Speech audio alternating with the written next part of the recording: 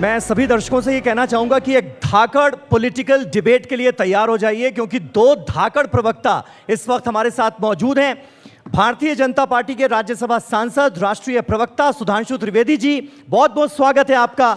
और सुप्रिया श्रीनेत जी, कांग्रेस पार्टी की राष्ट्रीय प्रवक्ता, हमारे साथ मौजूद हैं, बहुत बहुत स्वागत है।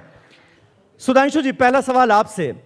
380 सीटों पर चुनाव हो चुके हैं और आप लोगों ने यह दावा कर दिया है कि 270 सीटें हासिल कर ली हैं भारतीय जनता पार्टी ने, मोदी जी को पूर्ण बहुमत मिल गया है। इस दावे का आधार क्या है? देखिए, गृह मंत्री अमित शाह जी ने बहुत साफ कहा है, हमारी पार्टी का अपना असेसमेंट है और उसके आधार पर दावा है। और देखिए, हमारे दावे हमेशा लोगों को जल्दी समझ में नहीं आते हैं। जब 2014 था, हमने कहा 272 पार करेंगे, कितने लोग मानते थे? 272 पार किया। 2019 में कोई सर्वे दिखाइए जो हमें 270 भी दे रहा हो, हमने कहा 300 पार करेंगे, 300 पार किया। बंगाल में हमारी 2 सीटें थीं, अमित शाह जी राष्ट्रीय अध्यक्ष, उन्होंने कहा 20 आएंगी। जब उन्होंने प्रेस कॉन्फ्रेंस में बोला था, लोग कटाक्ष भरी मुस्कान से मुस्कुरा रहे थे, 18 आई। तो जो कहा है वो संकल्प करके दिखाते हैं इस आधार के ऊपर। लेकिन सुप्रिया जी, आपके नेता राहुल गांधी ने 150 सीटों में सिमटा दिया भारतीय जनता पार्टी को। 140 सीटें अखिलेश यादव देते हुए नजर आ रहे हैं। ममता दीदी ने कहा कि 190 से 200 सीटें। आपका मैं एक पोस्ट देख रहा था, आपने कहा 4 जून बीजेपी 0। ये कुछ ज्यादा नहीं हो गया? आप सबको मेरा नमस्कार। 400 पार का जो नारा था वो आप लोग गलत समझ लिए। 400 पार का नारा पेट्रोल के लिए था, आप सीट के लिए समझ लिए।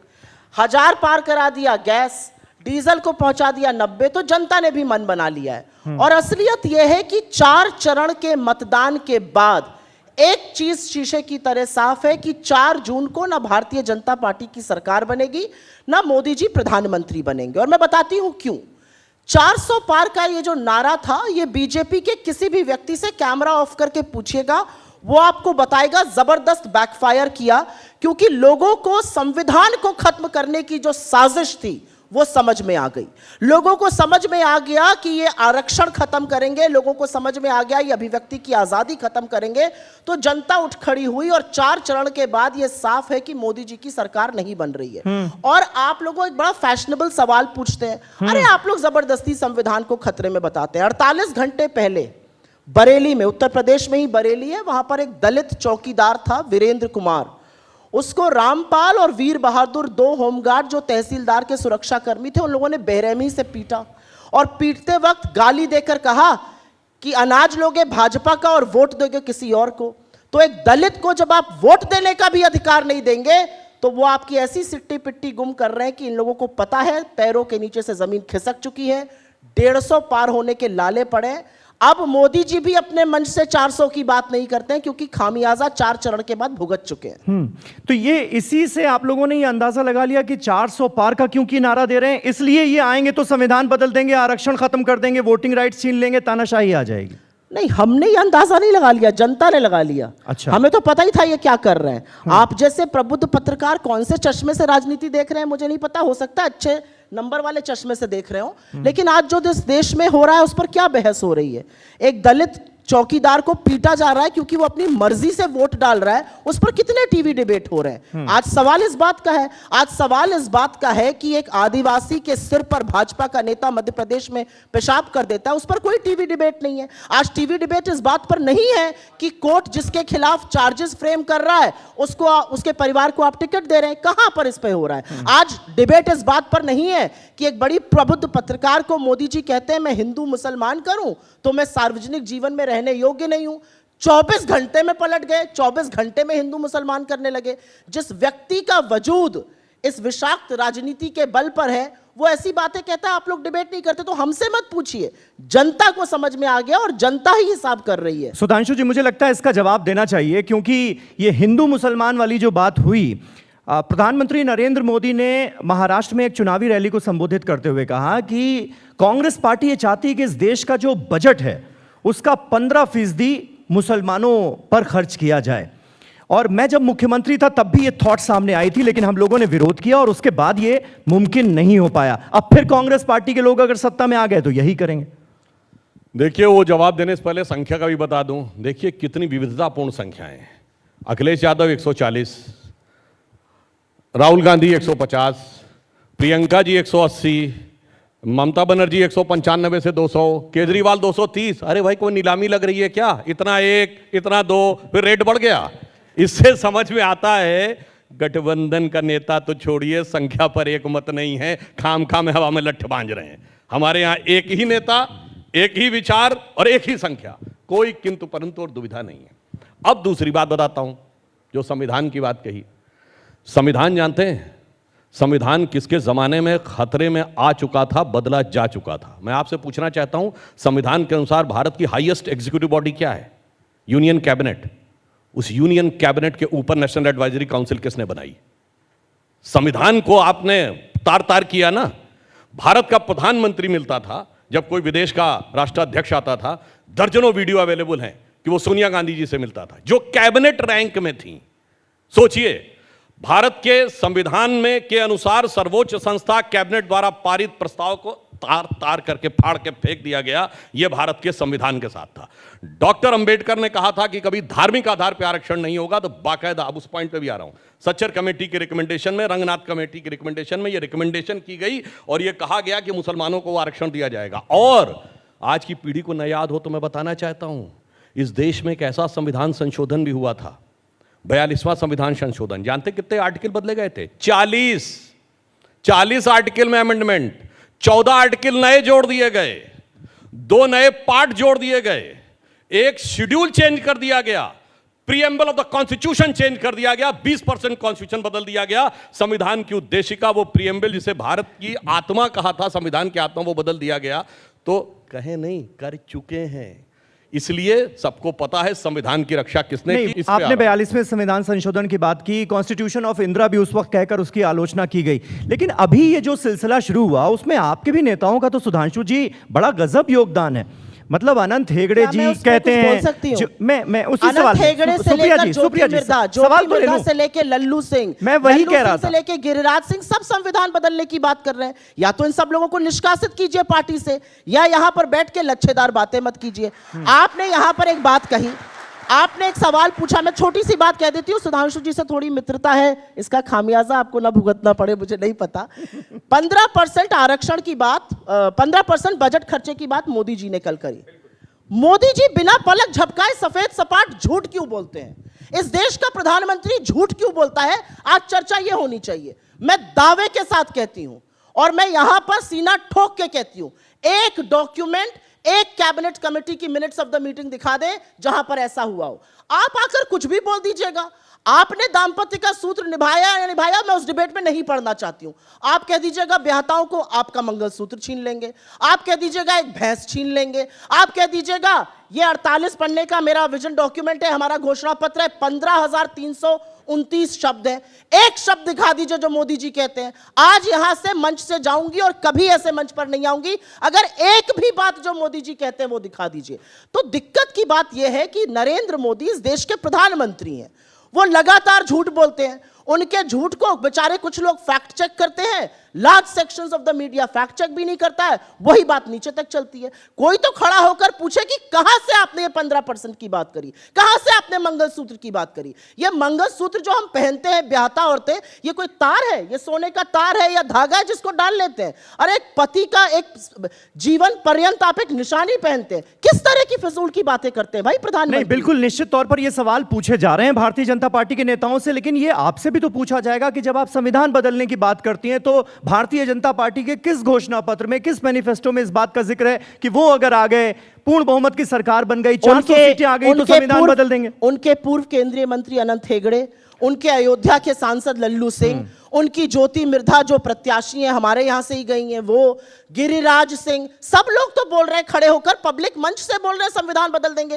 तो या तो मोदी जी अपनी अगली पब्लिक रैली में कहें कि ये सब लोग देश विरोधी हैं, भाजपा इनसे कोई ताल्लुक नहीं रखना चाहती है, मैं इन सबको पार्टी से निष्कासित करता हूं, ये जो बात कह रहे हैं ये गलत है। मतलब इधर आप भांजेंगे संविधान बदलना उनकी तरफ, और यहां पर आकर मीडिया कहेगा नहीं वो कहां बोल रहे हैं, अरे उनके लोग बोल रहे हैं। हमारा कोई लोकल बलिया का प्रवक्ता कुछ बोल देगा तो उस पर होगा पब्लिक डिबेट, प्राइम टाइम पर TV9 पर डिबेट होगा। यहां उनके सांसद बोल रहे हैं, सुई टपक सन्नाटा है, तो ये मीठा मीठा गप और कड़वा कड़वा थूक नहीं नहीं नहीं होगा ऐसा नहीं है। उन बयानों को भी दिखाया गया, उन बयानों पर भी चर्चा हुई, लेकिन जब पार्टी के आला नेतृत्व ने, प्रधानमंत्री नरेंद्र मोदी ने, गृह मंत्री अमित शाह ने आकर यह साफ कर दिया, प्रधानमंत्री ने तो यहां तक कहा, आपने सुना होगा कि अगर बाबा अंबेडकर भी आ जाएं तो वो भी संविधान खत्म नहीं कर सकते। तो इस पर जब क्लैरिफिकेशन आ गया, अब कांग्रेस पार्टी में भी बहुत सारे नेता हैं, सैम पित्रोदा, मणिशंकर अय्यर, अब उनको आप भी कहती हैं कि कांग्रेस पार्टी का बयान नहीं बहुत माना अच्छा जाना आपने चाहिए। सवाल, बहुत बढ़िया आपने सवाल पूछा। सैम पिट्रोडा ने, जो अब इस पार्टी के पद पर भी नहीं है, इस्तीफा दे दिया, उन्होंने एक इस्तीफा दे दिया, उसको छोड़िए, उन्होंने एक बयान दिया। उस बयान पर 48 घंटे चर्चा हुई। कांग्रेस पार्टी के शीर्ष नेतृत्व से लेकर हम सब ने, जो संचार विभाग में है, संचार विभाग के प्रमुख हैं, कहा कांग्रेस का इससे कोई लेना देना नहीं है। आप डिबेट क्यों कर रहे थे उस पर? आप 48 घंटे तक क्यों राहुल गांधी की फोटो लगाकर डिबेट नहीं, कर वो रहे थे? इसलिए कर रहे ये थे दोहरा मापदंड सुप्रिया है जी, कि नहीं है? नहीं तो सुप्रिया जी, आपने कितने डिबेट नहीं आपने किए सवाल लल्लू पूछा, से? मैं एक बता मिनट। दूं। वो आपने इसलिए नरेंद्र कर रहे मोदी थे क्योंकि जब प्रधानमंत्री ने वेल्थ डिस्ट्रीब्यूशन वाला बयान दिया, आप टाइमिंग देखिए, उसी वक्त पर सैम पित्रोदा नमूदार बहुत होते अच्छी हैं बात है। और कहते हैं कि वहां पर 45%, अरे तो 55% वाला समीर जी, वो विरासत टैक्स दिया बहुत जाता है। आपने मेरे सवाल का जवाब खुद ही दे दिया। कैसे? जिस समय प्रधानमंत्री ने यह कहा, उन्होंने ये कह दिया। जिस समय हम कह रहे हैं कि ये संविधान बदलने वाले, इनके लोग कह रहे हैं संविधान बदलना है, आपने तो जेपी नड्डा और नरेंद्र मोदी की फोटो लगाकर डिबेट नहीं किए। आपने तो नहीं बोला कि लल्लू सिंह आपके सांसद ने कैसे कहा, आपने तो नहीं बोला अनंत हेगड़े ने कैसे कहा, आपने तो नहीं बोला चलिए, गिरिराज यही सिंह ने इसी कैसे इसी कहा, क्यों सवाल नहीं से कहा? इसी सवाल से ये चर्चा शुरू हुई थी। सुधांशु जी, मैं आपसे यही कहने जा रहा था कि आपकी पार्टी के तमाम नेता जब खुद पब्लिक मंचों पर इस तरह के बयानात देंगे कि 400 सीटें दीजिए, हमें संविधान बदलना है, बड़ा फेरबदल करना है, तो फिर चर्चा तो वहां से शुरू हुई ना। ये हमारे नेताओं के तो किसी बयान को लेकर कह रहे हैं, मैंने तो इनके कृत्य बता दिए। इन्होंने कहा कोई बलिया का नेता बोल देता है तो ऐसा होता है। बताइए, राहुल गांधी पर्ची फाड़े थे, वो बलिया के नेता थे? ये बताइए, नेशनल एडवाइजरी काउंसिल की चेयरमैन सोनिया गांधी जी जो कोई छोटा मोटा नेता थी, उनकी बड़का बड़का फोटो लगती थी और प्राइम मिनिस्टर की छोटका छोटका फोटो लगती थी। मतलब कैबिनेट रैंक जिसको है उसकी फोटो बड़ी लग रही है और उनकी फोटो छोटी लग रही है। और एक तब दिखा संविधान दीजिए है। सुधांशु जी, एक फोटो दिखा दीजिए। चलिए। हम और आप राजनीतिक मंच साझा नहीं करेंगे, ये यहां पर कह रही हूं। एक फोटो दिखा दीजिए जहां पर सोनिया जी की बड़ी फोटो हो और मनमोहन सिंह जी की छोटी फोटो। मतलब सोनिया जी की छोटी फोटो एक थी। दिखाइए। मैं अभी आपको 10 वीडियो दिखाता हूं जहां पुतिन से हाथ मिला रही है पहले सोनिया जी और यूं पीछे खड़े हुए हैं। जहां के ऊपर सुनिए, यूपीए की अभी चेयरपर्सन है दिखाएं, अभी सोनिया दिखाएं गांधी। यूपीए एक मिनट। चेयरपर्सन। यूपीए की सुनिए, चेयरपर्सन थी बांग्लादेश सोनिया की गांधी। प्रधानमंत्री से वो कले भी आप नहीं लच्छेदार है। बातें ये करते पीछे हैं। असलियत में आप लच्छेदार बातें करते हैं। मेरी बात दर्शकों से कहता हूं, जाके चेक यूपीए कर की लीजिए। चेयरपर्सन सोनिया चलिए, गांधी, अच्छा, अगर चलो, कोई अब- डिग्निटरी आ रही है, उनसे अब मिल रही चलिए। है, आपको क्या अब दिक्कत है? चलिए मैं जवाब देता हूं। ठीक है, मोहन एक- एक- भागवत एक- को आप एक- क्यों एक- बिठाते एक- हैं? एक- क्या है मोहन भागवत? आप बीच में आ आप मुझे गए। इस बात का जवाब दीजिए। अरे, आपको सोनिया आप गांधी से सुनिए आपत्ति है? भाई। एक मिनट, सोनिया अब गांधी तो देखिए, इतना राजनीतिक बोलने के बाद फिर भी तो सुप्रिया जी, बोलिए। एक-एक करके ना। सोनिया गांधी राजनीतिक अपने व्यक्ति है। अपने टर्न पे। चलिए मैं कोट करता हूं। सोनिया जी की उपस्थिति में मनमोहन सिंह जी ने प्रणब मुखर्जी की पुस्तक विमोचन के समय कहा कि जब मैडम ने मुझसे कहा कि प्रधानमंत्री बनना है तो मैं प्रणव दा के पास गया। मैंने प्रणव दा से कहा, प्रणव दा आप मुझसे अधिक योग्य हैं, प्रणव दा आप सबसे अधिक योग्य हैं, मगर मैडम ने मुझे आदेश दिया है प्रधानमंत्री बनने के लिए, बड़का कौन छुटका कौन बताइए। यह तो उनकी उपस्थिति में बोला है, प्रणब मुखर्जी की पुस्तक विमोचन में बोला है, खुद डॉक्टर मनमोहन सिंह ने बोला है। तो ऐसा है कि इस प्रकार के तर्क उतर्क करके इसको बचाया नहीं जा सकता, सबको पता है। और डॉक्टर मनमोहन सिंह ने अपने जमाने में खड़े होकर पार्लियामेंट में बोला है कि 100 जवाबों से अच्छी है मेरी ये खामोशी जिसने न जाने कितने सवालों की आबरू रख ली, वो सबको पता है। अब हम आते हैं आगे की बिंदु उसी नहीं, सदन लेकिन- में, एक मिनट, अरे, उसी सदन सुप्रिया में जी। सुषमा स्वराज जी ने बोला है, नहीं, मैं एक बीच मिनट। में नहीं बोल रहा उसी था। सदन में सुषमा आपने स्वराज जी बेटा- ने बोला है, तू इधर उधर की बात न कर, ये बता कि कारवा क्यों लुटा।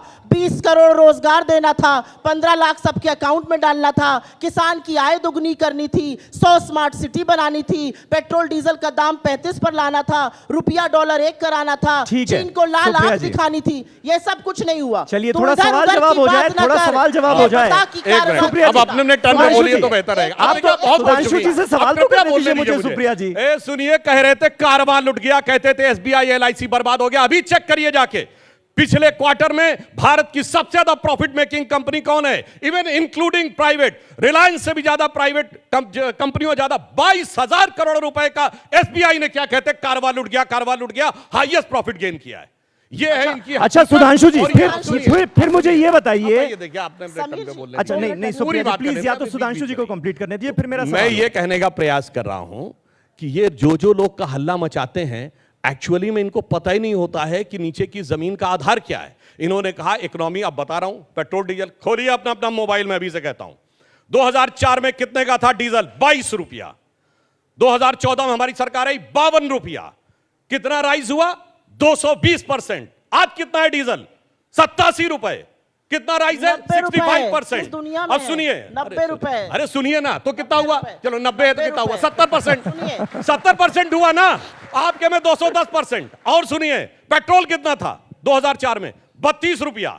जब हमने छोड़ा, जब इन्होंने छोड़ा 67 रुपया। कितना राइज हुआ? 210%। आज कितना है? 97 रुपए, 60%। बोलिए, आपके जमाने में दो गुनी महंगाई बढ़ी है। किसी भी चीज पर चुनौती से कहता हूं, आइए दूध के दाम देख लीजिए। अच्छा, ठीक है, नहीं सुप्रिया जी, नहीं इसी पर एक मेरा काउंटर सवाल है। 1 मिनट सुधांशु जी, इसी पर एक काउंटर सवाल है। और सुन लीजिए। नहीं सुप्रिया जी प्लीज, आज जाइए, गैस का एलपीजी सिलेंडर 2004 में 281 रुपए, जनवरी 2014 में 1241 रुपए, आज 1047 रुपए। बताइए किसके जमाने में? सुधांशु जी, यानी आप ये कह रहे हैं कि महंगाई की आपने दर आज 5%। इनके कोई 5 साल बता के जाएं जब 5% से कम हो। चुनौती के साथ कहता हूं, कोई 5 साल बता के जाइए आपके शासनकाल में जब 5% से कम। अब मैं जरा 2-4 बातें सुधांशु जी से कह दूं। आप मेरे ट्रैप में फंस गए। पूछिए कैसे? आप एसबीआई एलआईसी की बात करने लगे। एसबीआई एलआईसी की बात हमने कब करी थी? जब अडानी महाघोटाले की बात करी थी। अब तो देश के प्रधानमंत्री कह रहे हैं कि अडानी और अंबानी बोरों में भर भर के, टेम्पो में लाद लाद कर काला धन बांट रहे हैं। आपका इस पर क्या वक्तव्य है? मुझे बताइए। अगर देश के प्रधानमंत्री इतना बड़ा इल्जाम लगा रहे हैं, इतनी गंभीर बात कर रहे हैं, तो ईडी, सीबीआई, इनकम टैक्स, सांप सूंघ गया सबको, कोई जा ही नहीं रहा है।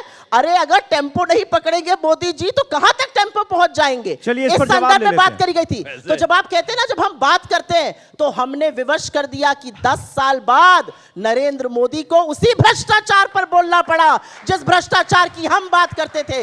वही अडानी अंबानी पर वो हमला। वैसे सिर्फ एक बात बोलता हूं, असलियत यह है कि जो सिलेंडर 400 का था उसको 1100 कर दिया, जो पेट्रोल 70 का था उसको शतक पार करा दिया, आटा दही पर जीएसटी लगा दिया। अरे प्रभु, पढ़ाई दवाई पर जीएसटी लगा दिया। ये हाल आपने महंगाई का कर दिया है। आज गाना बदल गया है। पहले गाना था सखी सैया तो खूबे कमात है, महंगाई डायन खाए जाते। आज दूसरा गाना चल रहा है, सखी सैया तो नईखे कमात है, महंगाई डायन खाए जाते हैं। असलियत ये है। अब सुनिए, 2 लाइन बोलता हूं भाई। सब अपने अपने मोबाइल खोल के चेक करिए। जनवरी 2014 में 1241 का सिलेंडर था। झूठ बोलते हैं कि 400 का था। 400 का सब्सिडी का सिलेंडर था। 400 और सब्सिडी के सिर्फ 6 सिलेंडर मिलते थे। सब्सिडी अक्टूबर 2024 में खत्म हो गई। डब्ल्यूटीओ के साथ एग्रीमेंट किया था। अब ऐसे तो हम कहें कि हम उज्ज्वला में मुफ्त का सिलेंडर देते हैं, अब मुफ्त से 1000 रुपए हो गया। इसलिए जो मार्केट रेट था उसकी बात करिए। अब सुनिए, अंबानी अडानी, बड़ी मजेदार बात सुनिए। राहुल गांधी तो खाली एक सांसद हैं। नेता प्रतिपक्ष कौन है? अधीर रंजन चौधरी। उनका वीडियो याद है जब उनसे पूछ रहा है जर्नलिस्ट, आप इतना बोल रहे थे और इतना बोल रहे थे, तो अब जब आप लोग बोलना बंद कर दिए तो क्या कुछ मिल गया क्या? तो हंसते हुए कह रहे हैं, जब मिल जाता हमको तो हम भी बोलना बंद कर देते हैं। याद करिए जाके वो वीडियो में, हवा में नहीं बोल रहा हूं। और वो टेक्निकली नेता प्रतिपक्ष यानी राहुल गांधी सीनियर। मगर क्या बताएं, नेता प्रतिपक्ष की फोटोवा नहीं आती है मैनिफेस्टो पे। अध्यक्ष के साथ केवल किसकी फोटो आती है? राहुल गांधी जी की, जो ना अध्यक्ष हैं, ना उपाध्यक्ष हैं, ना महासचिव हैं, ना दोनों सदनों में नेता प्रतिपक्ष हैं, और पद छोड़ चुके हैं, अपदस्थ अध्यक्ष हैं, सबसे असफल अध्यक्ष हैं, मगर सबसे ऊपर चलने वाले अध्यक्ष हैं। यही इनकी पार्टी की समस्या है कि हकीकत को नहीं समझते हैं और उसके बाद इधर उधर की बातें करते रहते। नहीं, लेकिन सुधांशु जी एक मिनट सुप्रिया जी प्लीज ऐसे नहीं होगा ना। सुप्रिया जी एक मिनट मुझे सवाल पूछने दीजिए। एक सेकंड। सुधांशु जी भी सांसद है। क्या प्रधानमंत्री की बात से सहमत है कि क्या टेम्पो में भर भर कर, बोरों में लाद लाद कर काला धन बांटा जा रहा है? क्या आप इस बात से सहमत है या नहीं है? आप भी सांसद हैं, सम्मानित हैं, हाँ या ना में जवाब दीजिए ना। पीयूष गोयल से सवाल पूछा गया, उन्होंने क्या कहा? अगर प्रधानमंत्री ने कहा है तो उन्हीं से पूछो। ऐसी कन्नी काटना तो मैंने आज तक किसी को देखा ही नहीं है। पार्टी बिल्कुल चुप। एक व्यक्ति नहीं बोल रहा है पार्टी में कि प्रधानमंत्री सही कह रहे हैं या गलत कह रहे हैं। प्रधानमंत्री पहले चरण के बाद मटन मीट मुर्गे पर आ गए, दूसरे चरण के बाद मंगलसूत्र और भैंस पर आ गए, तीसरे चरण के बाद वो आ गए अडानी अंबानी पर, और चौथे चरण के बाद मोदी जी को गजनी का शिकार हो गया। जैसे गजनी में था ना, मैं तो हिंदू मुस्लिम करता ही नहीं हूं, 12 घंटे बाद मुसलमानों के साथ ये हुआ है। तो ये 4 चरण की मोदी जी की कहानी है। अब आप सवाल पूछिए। सुधांशु जी अब इसका जवाब दे दीजिए। अरे अभी सुप्रिया सुनिए जी ने फिर भैया, पूछ दिया, फिर मैं सवाल इनके लूंगा। तो इतने नोट पकड़े गए कि टेम्पो क्या ट्रकों में ना पाए। 350 करोड़ रुपए याद है अडानी, धीरज अंबानी साहू की जानी चाहिए, के, ईडी भैया की जानी ट्रक में चाहिए। भर के ना 350 करोड़ आ पाए, उतने पकड़े गए 100 करोड़ के लगभग। कहां पकड़े गए? बंगाल में पकड़े गए, कर्नाटक में पकड़े गए, झारखंड में अभी फिर पकड़े गए। अरे आंखों के सामने दिख रहा, उसके बाद बचने का प्रयास करते हैं। और इसीलिए ये लोग सिर्फ कैश पैसे पे राजनीति करना चाहते हैं, इसीलिए इनको इलेक्टोरल बॉन्ड नहीं चाहिए। वही दौर चाहिए 2014 से पहले, जिसका कि इनकी पार्टी एक पैसे का हिसाब नहीं दे सकती। ऐसा तो नहीं 2014 से पहले चुनाव नहीं लड़े जाते थे, हवाई जहाज से लेकर सारी चीजों का खर्चा कौन देता था? एक पैसे का हिसाब नहीं है। आज कम से कम ऐसी पारदर्शी स्थिति तो लाए थे कि हिसाब है, अगर सरकार चाहे, कोर्ट चाहे तो हिसाब मांग सकता है। इनके टाइम में तो मांग ही नहीं सकते, सब तो इधर से आया उधर चला गया, क्या बताएं। इसलिए आगे सुधांशु आप जी पूछ लीजिए। अभी 400 पार से बात शुरू हुई थी। आप ही की पार्टी के नेता असम के सीएम हिमंता बिस्वा शर्मा कहते हैं कि 400 सीटें इसलिए चाहिए क्योंकि जैसे राम मंदिर बनाया अयोध्या में राम जन्मभूमि पर, वैसे ही कृष्ण जन्मभूमि मंदिर देखना चाहते हो या नहीं देखना चाहते हो? ज्ञानवापी में मंदिर देखना चाहते हो या नहीं देखना चाहते हो? फिर आप ही लोग कहते हैं कि धर्म के आधार पर हम राजनीति नहीं करते, धर्म के आधार पर हम वोट नहीं मांगते। तो ये क्या है फिर? देखिए, राम मंदिर किस बात का प्रतीक था? मैं आपसे कहना चाहता हूं 500 वर्ष के संघर्ष का ही प्रतीक नहीं था। 1000 साल के बाद विंध्य के उत्तर में, यानी विंध्य के दक्षिण भारत में तो बड़े बड़े हमारे मंदिर मान बिंदु केंद्रों पर रहे थे। विंध्य के उत्तर में भारत के किसी मान बिंदु तीर्थ के ऊपर पहली बार भव्य मंदिर बना है। यह भारत के अंदर आए हुए सांस्कृतिक चेतना के बदलाव का प्रतीक था। इसलिए कृष्ण जन्मभूमि या काशी विश्वनाथ का विषय जो कोर्ट में विचाराधीन है, हमें पूर्ण विश्वास है कि अंततः वो भी हमारे पक्ष में आएगा और भारत की सांस्कृतिक चेतना उस रफ्तार से आगे बढ़ेगी जिसे हम कह सकते हैं अरुण गगन पर महाप्रगति का अब ये मंगल गान उठा और करवट बदला अंगड़ाइली सोया हिंदुस्तान उठा। अब मगर मैं एक सुनिए, मगर इनका क्या है सुनिए, इन्होंने राम मंदिर का न्योता लौटा दिया। अरे आप नहीं आते, कोई आपके यहां शादी का न्योता देता है, आप जाए ना जाए, पर ये तो नहीं लिख के देते मैं नहीं आऊंगा आपकी बेटी की शादी में, लिख के दिया। और मैं कोट करना चाहता हूं, राम मंदिर तो नहीं आए, बाबर की कब्र के ऊपर 1959 में नेहरू जी गए, बाबर की कब्र पे 1968 में इंदिरा गांधी गई, बाबर की कब्र पे मनमोहन सिंह के साथ ये गए राहुल गांधी 2005 में। और मैं बताना चाहता हूं, मैं कोट कर रहा हूं, नटवर सिंह जो इनके विदेश मंत्री रहे, उन्होंने अपनी किताब one life is not enough में लिखा है कि जब इंदिरा जी सामने खड़ी हुई थी, उन्होंने सर झुकाया बाबर की कब्र पे, मैं उनसे चंद फीट दूर खड़ा हुआ था और उन्होंने लौट के मुझसे कहा कि ऐसा लगा कि सदियां सिमट कर एक ब्लर्ड विजन के अंदर आ गईं।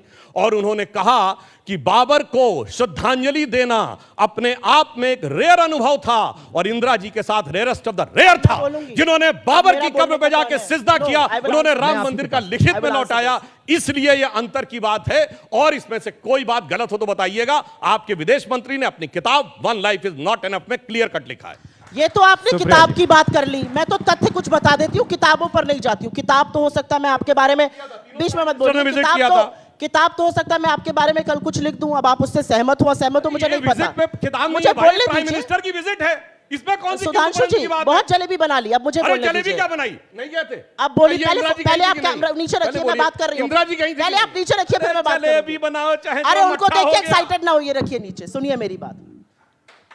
आपके पास डॉक्यूमेंटेड हिस्ट्री मैं बता रही हूं। बिना न्योता लपके बिरयानी और सिवई खाने गए हमारे देश के प्रधानमंत्री लाहौर, क्यों गए? बिना न्योते के आईएसआई को पहली बार हिंदुस्तान की सरजमी पठानकोट पे किसने बुलाया? आपकी सरकार, आपके प्रधानमंत्री ने। असलियत यह है, अडवाणी जी पाकिस्तान गए, क्यों गए? शिरकत करने, क्यों गए? सिर झुकाने उस जिन्ना के सामने जिसने यहां पर हिंदुस्तान पाकिस्तान का बंटवारा किया। आपकी असलियत यह है कि जब हमारे लोग, जब इस देश की जनता अग्रसर थी और अंग्रेजों को करो या मरो का नारा देके देश से खदेड़ रही थी क्विट इंडिया मूवमेंट में, आप जिन्ना के लोगों के साथ, मुस्लिम लीग के साथ सरकार चला रहे थे, गलबैयां कर रहे थे। आप तो फजलुल रहमान के साथ लगे हुए थे जिसने प्रस्ताव पारित किया था पाकिस्तान के बनने का। तो असलियत यह है कि यहां पर मत बोलिए। आपने इस देश की सामाजिक चेतना की बात करी, उस पर चर्चा होनी चाहिए। सामाजिक चेतना बिल्कुल जरूरी है। सामाजिक चेतना और एक हिंदू होने के नाते मैं बहुत अपमानित और बहुत उद्वेलित महसूस करती हूं जब मैं ज्योतिर्मठ के शंकराचार्य का कल का बयान सुनती हूं, जहां पर वो कह रहे हैं कि देश में डर का माहौल है, मुझ तक को डराया जा रहा है, मुझ तक को धमकाया जा रहा है, इसलिए मैं अपने अनुयायियों से कहता हूं ज्यादा मेरे आसपास मत रहो, तुम्हारे ऊपर भी पुलिस और प्रशासन हावी हो जाएगा। ये हमारे धर्म के शंकराचार्य कह रहे हैं। आपने राम मंदिर का इनॉग्रेशन किया, बहुत अच्छी बात है, हम सबके आराध्य हैं, मर्यादा पुरुषोत्तम है, उनकी मर्यादा का एक अंश आप में नहीं है, वो अलग बात है। राम ने तो कहा रामायण में क्या कहा वाल्मीकि जी ने, दैहिक दैविक भौतिक तापा, राम राज नहीं कहूं व्यापा। आपने तो उस रामायण को भी झुठला दिया। आप ना गरीबों की बात करते हैं, ना शोषितों की करते हैं, ना वंचितों की करते हैं, ना किसी और की करते हैं। मैं आपसे एक बात पूछना चाहती हूँ, कितने शंकराचार्य, एक मिनट, कितने शंकराचार्य वहां दिखे?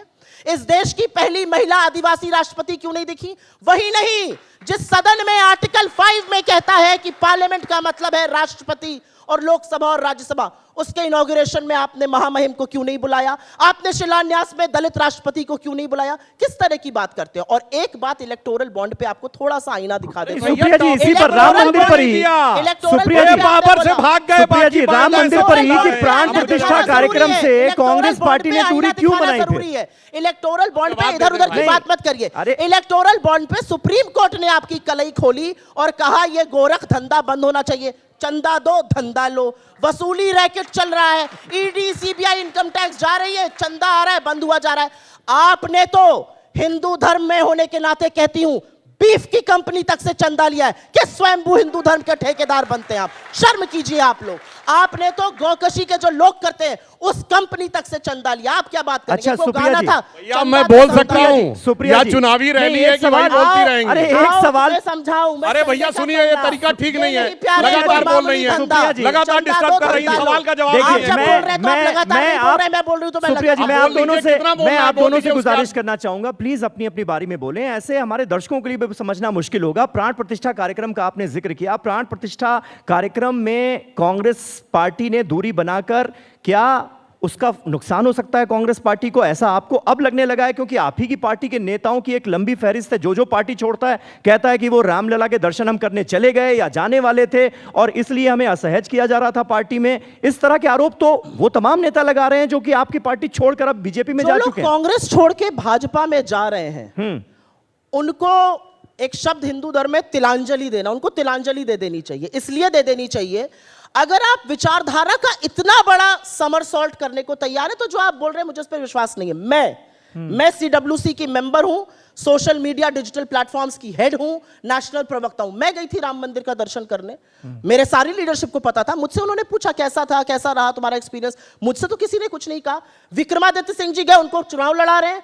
अखिलेश प्रताप सिंह जी गए, उनको चुनाव लड़ा रहे हैं। दीपेंद्र हुड्डा गए, उनको चुनाव लड़ा रहे हैं। अविनाश पांडे गए, वो अभी भी प्रभारी महासचिव है। मोना मिश्रा गई, वो अभी भी सीएलपी है। ये कौन से लोग हैं भाई? प्राण प्रतिष्ठा का न्योता तो सोनिया जी को, आप हमें जाएंगे, और मल्लिकार्जुन खड़गे जी को आया था। मुझे ऐसा लगता है कि जहां पर शंकराचार्यों का सम्मान नहीं है, जहां पर हिंदू धर्म की रीति रिवाज नहीं निभाए गए, वहां पर हमारा जाना उचित नहीं था। समय पड़ने पर हमारा शीर्ष नेतृत्व बिल्कुल जाएगा। लेकिन जिन लोगों की आप बात कर रहे हैं, इसमें क्या बड़ी बात है? एक्सपीरियंस बहुत अच्छा था, इसमें कौन सी बात है? ये जो हिंदू धर्म है ना, ये 2014 से पहले नहीं आया है। 2014 से पहले यहां बैठे हुए हिंदू अल्लाह अल्लाह नहीं करते थे, राम का नाम ही जपते थे, भगवान का नाम ही जपते थे। ये सुन लीजिए, मंदिर कैसा लगा आपको? स्वयंभू ठेकेदारों की असलियत ये है कि चंदा देने के लिए बीफ कंपनी से भी चंदा दे रहे हो, तो धर्म के स्वयंभू ठेकेदार नहीं। सुप्रिया जी, आप गई, आपके तमाम सहयोगी भी गए, कई नेता गए कांग्रेस पार्टी के, बिल्कुल सही आपने कहा। कैसा लगा राम मंदिर? भव्य लगा, दिव्य लगा? अच्छा लगा, मुझे लगा अच्छा लगा। लेकिन जहां पर जो छत्र था, जहां पर रामलला की स्वयंभू मूर्ति थी, अगर वहां बनता तो और भी अच्छा लगता। अच्छा लगा। हिंदू धर्म के हम सब लोग हैं, हिंदू धर्म के अनुयायी हैं, हम बिल्कुल भगवान राम को मानते हैं, लेकिन हम भगवान राम के चरित्र को मानते हैं, उनकी मर्यादा को मानते हैं, उनकी प्रतिष्ठा को मानते हैं। हम उस हिंदू धर्म को मानते हैं जिसमें कहा जाता है यत्र नार्यस्तु पूज्यन्ते रमन्ते तत्र देवता। हम उस भाजपा को नहीं मानते हैं जहां IIT BHU में लड़की का बलात्कार होता है, बीजेपी चुप। वहां पर ब्रजभूषण शरण सिंह के ऊपर आरोप लगते हैं, टिकट लड़के को मिलता है, चार्जेस फ्रेम हो गए। हम उस भाजपा को नहीं मानते हैं, एक मिनट, जो कि हमारी बेटियों के साथ गलत करती है और संरक्षण देती है आरोपी को। यह बिल्कुल गलत है। यत्र नार्यस्तु पूज्यन्ते रमन्ते तत्र देवता, जहां पर शक्ति स्वरूपाओं की पूजा होती है, उस हिंदू धर्म को मैं मानती हूं, और उस हिंदू धर्म में जो भाजपा कर रही है वो सरासर गलत है। चलिए सुधांशु जी, ये तो कहा सुप्रिया श्रीनेत जी ने कि मंदिर उनको अच्छा लगा। नहीं यानी कहा सरकार नहीं। के अब मैं एक सुपरविजन बात में कहूंगा। काम क्या अच्छा हुआ है वहां अब पर? मैं एक कमेटी बात के कहूंगा, जैसे सुपरविजन मैंने में काम अच्छा हुआ शांति है। से इनकी बात सुनी, अब मेरे बीच में नहीं बोलेंगी, ठीक। वैसे यत्र नार्यस्तु पूज्यन्ते रमन्ते तत्र देवता कहाँ लिखा हुआ है, किस ग्रंथ का है, पता है आपको? आपको इसमें आपत्ति है? नहीं महिलाओं के अगर ऐसा नाम लिखा बताइए, गया तो पता आपको है? आपत्ति है? आपको आपत्ति है? ना लिखा कहाँ है? मैंने तो बहुत देखिए, सारी चीजें यहाँ सुनाई वैसे मैं बता दूं दर्शकों के सुलभ संज्ञान के लिए, इस कंपनी पे ये नहीं बोलेंगे। मनुस्मृति में लिखा है, जिसको बहुत ज्यादा ये लोग वो करने में लगे रहते हैं। मनुस्मृति में लिखा है, यत्र नार्यस्तु पूज्यन्ते रमन्ते तत्र देवता। तो इसमें खैर, क्या अब मैं गलत है? बताता क्या हूँ, इसमें गलत है? अब अपने टर्न कुछ पे। गलत कहा मैंने क्या? शंकराचार्य के बारे चुप में गई, क्या बात बात? करने वाले, अभी कहा है आप बीच में, अब तरीका ठीक नहीं, मैं आपके में एकदम एक- शांत एक- बैठा आप भी बीच-बीच में शुरू से मैं शंकराचार्य बोले थे, को कुछ नहीं जेल बोले। में किसने डाला था? दीपावली के दिन जिस समय वो सांध्य पूजा कर रहे थे, शंकराचार्य को जेल में डालने वाले आज आकर कहते हैं शंकराचार्य जी के बारे में बात करने का प्रयास करते हैं। और इन्होंने कहा देश की पहली महिला राष्ट्रपति जो आदिवासी समाज से थी, जिस दिन उन्होंने जाकर राम मंदिर का दर्शन किया, अगले दिन महाराष्ट्र के कांग्रेस अध्यक्ष नाना पटोले ये कहते हैं कि राम मंदिर का शुद्धिकरण कराना चाहिए। इससे बड़ा अपमान हो सकता है कि अनुसूचित जनजाति की जिस दिन महिला प्रधानमंत्री और राष्ट्रपति गई और उस दिन जाके कह रहे हैं शुद्धिकरण करना चाहिए। क्या मतलब था शुद्धिकरण का, ये बताने का प्रयास करिए। और जो मैंने सवाल पूछा था उसका जवाब नहीं आया। राम मंदिर पर न जाने वालों के तीन प्रधानमंत्री और एक युवराज बाबर की कब्र पे जाके सिजदा कर चुके हैं और यहां से लौटा चुके हैं, उसका जवाब नहीं आया। जिन्ना के पास क्यों गए थे? जिन्ना के साथ क्यों मिले हुए थे? भाई, ये चिल्लाइए तरीका मत, ठीक नहीं है। चिल्लाइए मत। लगातार आप एक-एक बोल रहे हैं। करके, मैं एकदम सुप्रिया जी, नहीं बोल रहा, प्लीज। चिल्लाइए बिल्कुल मत। अब मैं एकदम शांति चिल्लाइए से बैठा हुआ था। चिल्लाइए मत, चिल्ला नहीं, चिल्ला क्यों रहे हैं? आप क्यों, आप बीच में बोल सुप्रिया रहे हैं? जी, प्लीज। मैंने आपके में बिल्कुल नहीं बोला। सुधांशु जी, अब आप एक बीच में मिनट, नहीं एक मिनट। बोलेंगे। आप मैंने दोनों आपसे प्लीज कहा था, एक साथ जैसे शांति मत से मैंने बोले, सुना है, प्लीज गुजारिश वैसे है। शांति सुप्रिया से जी, आप सुनेंगी। की कोई बात ये नहीं। डिबेट की मर्यादा का उल्लंघन सुप्रिया जी, कर रहे आप हैं। जब बोल रही थी तो सुन रहे थे ना आप वो। जो अनाप पानी शनाप पीजिए, कुछ बोलती रही, मैं पानी एकदम पीजिए। शांति से, पानी आप पीजिए, अभी पानी पीने का वक्त आ रहा है चिल्ला आप आपका। रहे हैं, बीपी आज आपका मैं बढ़ बता रहा रहा है, हूँ। दवाई खाइए अरे ना भाई, सवेरे, आप पानी पीजिए। आराम से, आराम से, प्लीज, प्लीज, आप दोनों से गुजारिश है, बीपी प्लीज, आपके आराम से, नेता का थोड़ा। बढ़ा रहता है, जी। जो हमेशा यूं करके भैया भैया करके दाढ़ी बढ़ा के कहता रहता है कि ये कह अरे रहे हैं- दाढ़ी तो आप वाले की भी है। अरे भाई दाढ़ी तो सुनिए आप वाले तो। की भी है। दाढ़ी से आपत्ति है?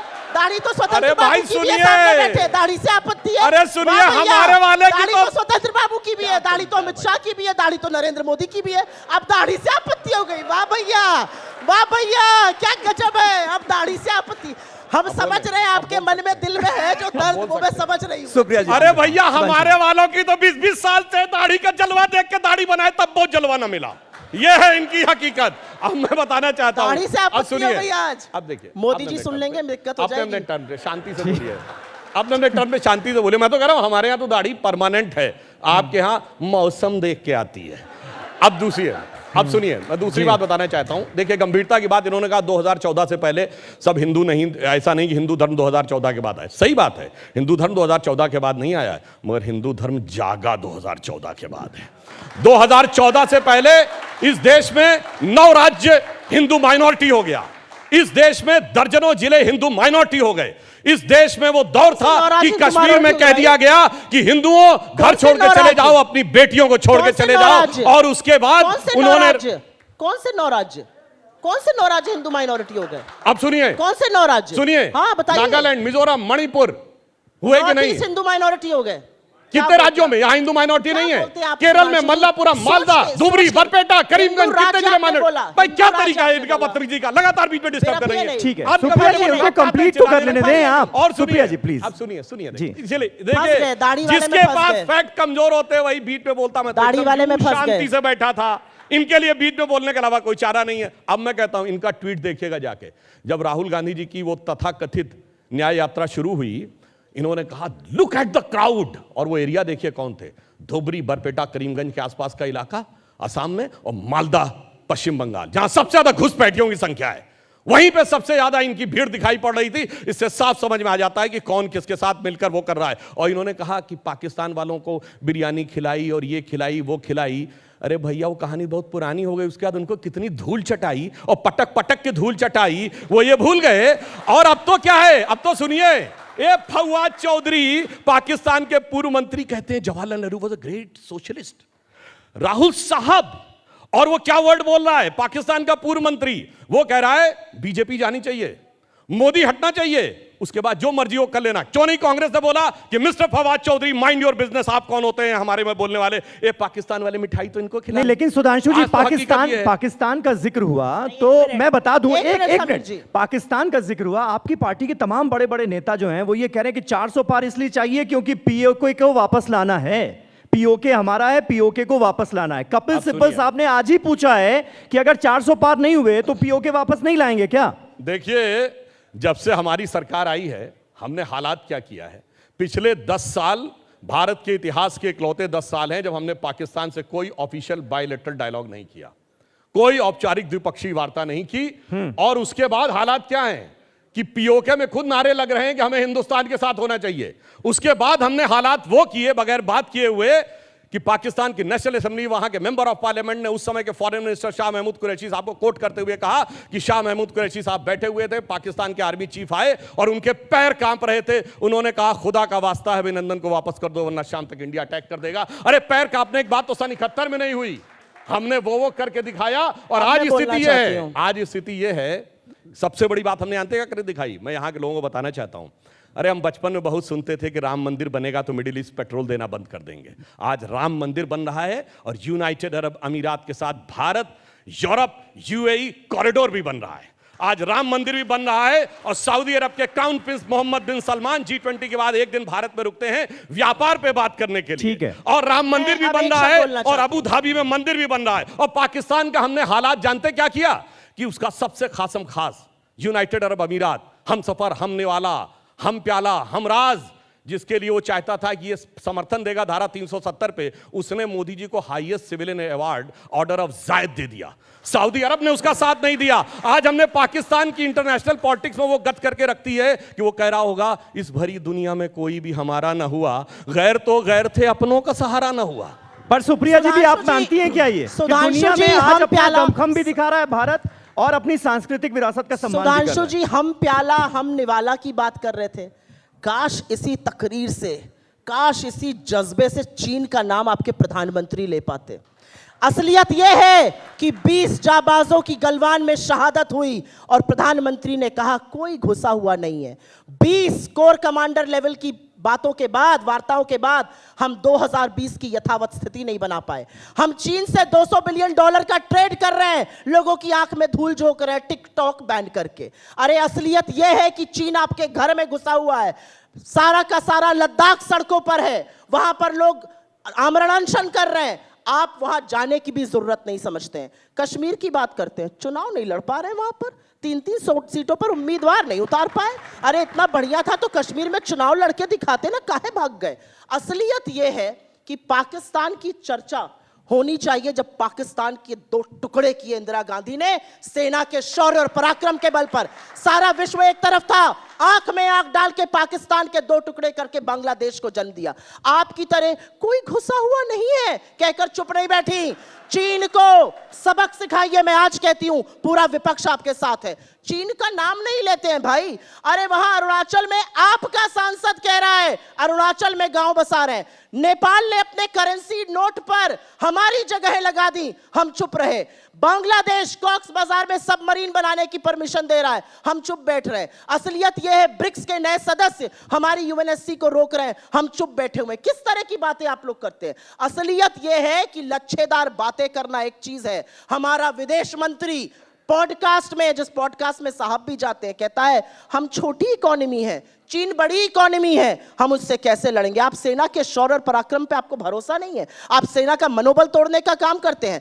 2020 की यथावत स्थिति ना बनना, बार बार चीन कहता है, आपका प्रधानमंत्री भी तो कहता है कोई घुसा हुआ नहीं है। चीन का नाम क्यों नहीं लेते हैं? और पाकिस्तान की बात कृपया करके वो लोग ना करें, नाम ले लूं, अनुमति हो तो। करके वो लोग ना लें कि पाकिस्तान का नाम, जो असलियत में पाकिस्तान जाकर जिन्ना की मजार पर मत्था टेकते हैं। ये काम मत कीजिए। चलिए, वक्त हमारे पास थोड़ा सा कम है। सुधांशु जी जल्दी से कमेंट आप। देखिए, अब मैं अपेक्षा करूंगा जैसे मैंने शांति से सुना है, अब जैसा मैंने शांति सुना वैसे सुनेंगे। देखिए, इनको क्या भरोसा है, गलवान में हमारे 20 सैनिक बलिदान हुए, गोली नहीं चली, हैंड टू हैंड फाइट में। और चाइना ने अपने एक भी मारे गए सैनिक तो छोड़िए, घायल सैनिक की भी लिस्ट नहीं जारी की। आपको यह आंकड़ा यकीन का लगता है कि 20 लोग हाथ की फाइट में मारे जाएं, उधर से एक भी मारा ना जाए, एक घायल भी ना हो? उस चीन के आंकड़े पे इनको भरोसा है। सोचिए,